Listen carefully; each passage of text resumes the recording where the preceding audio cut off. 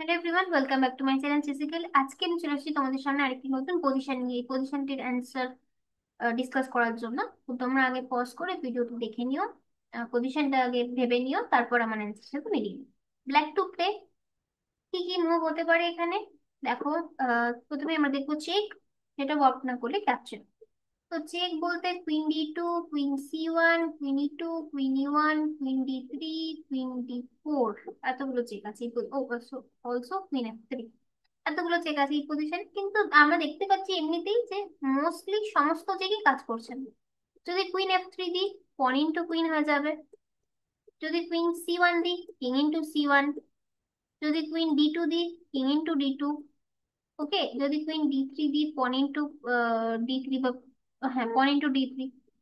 যদি queen e 2 দিই, রুক into ই 2 বা নাইট ইন্টু ই 2। কুইন ইন্টু ই 1 দিলেও একটা আমরা রুক পাবো, বাট রুক ইন্টু ই 1। ঠিক আছে, তার মানে কোনোভাবেই কিছু কিন্তু লাভ হচ্ছে না। যদি কুইন ডি 4 চেক দিই, তখন কুইন ইন্টু ডি 4 হয়ে যাবে, নাইট ইন্টু ডি 4, তো ইকুয়াল মেটেরিয়ালই থাকবে। Rather white is two pawn up. Okay, white is two pawn up. Equal material বলতে আমি পিস গুলোর কথা বলছি আর কি। তো সেরকম কোনোটাতেই কিন্তু কোনো লাভ হচ্ছে না। আচ্ছা বন্ধুরা, একটা জিনিস তোমরা ইমাজিন করো যে কিং এখানে আছে, কুইন এখানে আছে, তার মানে ই 3-তে যদি আমরা নাইটটা, সরি, মানে ই 3-তে যদি আমরা কোনোভাবে নাইটটা বসাতে পারি, তাহলেই কিন্তু কিং আর কুইন কিন্তু ফর্ক হয়ে যাচ্ছে, তাই না? তো একটা কাজ করো, যে যেহেতু কুইনটা আমাদের আন্ডার অ্যাটাক আছে, তো কুইন ইন্টু ই 1, রুক ইন্টু ই 1, এখন নাইট ই 3 বসাও তো। হ্যাঁ, এখনো চেক, এখনো ফর্ক। তাহলে কি এটাই অ্যান্সার হয়ে গেল? না, কারণ এখন হোয়াইট কি করতে পারে, রুক ইন্টু। তো এই কারণের জন্য ফার্স্ট পজিশনেই তোমাকে খেলতে হবে কুইন ইন্টু জি 1।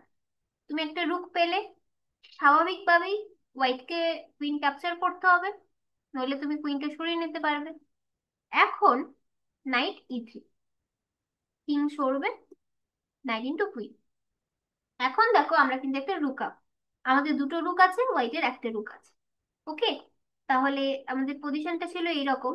যখন আমাদের নাইট ধরা ছিল পন দিয়ে, রুক ধরা ছিল কুইন দিয়ে, তার মানে খুব ক্রিটিক্যাল একটা কন্ডিশন ছিল।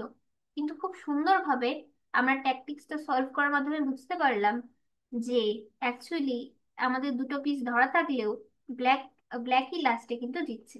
চলো দেখা হচ্ছে নেক্সট ভিডিওতে। Till then, by.